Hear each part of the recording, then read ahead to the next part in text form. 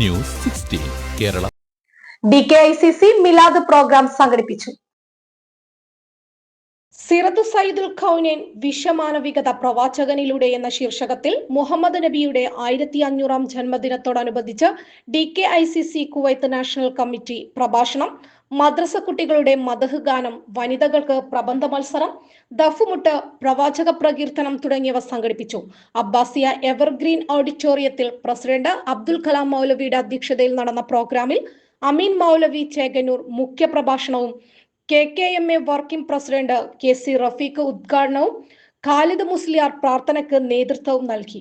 Secretary Ali Maranchery സ്വാഗതം പറഞ്ഞു. പ്രവാചക ചര്യ മുറുകെ പിടിച്ചു നാം മുന്നേറണമെന്ന് മുഖ്യപ്രഭാഷകൻ ഓർമ്മിപ്പിച്ചു.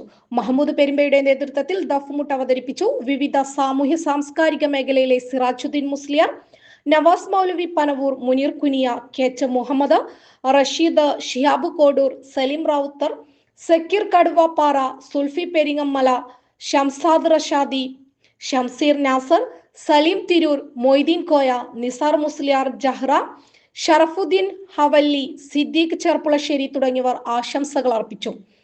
മദ്ഹ് ഗാന വിജയികളായ ഷൻസ മറിയം ഹവല്ലി, ഹാദി മുഹമ്മദ് സിയാദ്, അബ്ബാസിയ, മിസ്ന നഫീസ, മുഹമ്മദ് റബി ഉസ്മാൻ, അബ്ബാസിയ, ഹാനി മുഹമ്മദ് സിയാദ്, മുഹമ്മദ് നാസിർ ഹവല്ലി തുടങ്ങിയ മദ്രസ വിദ്യാർത്ഥികൾക്ക് വിവിധ നേതാക്കൾ സമ്മാനദാനം നിർവഹിച്ചു.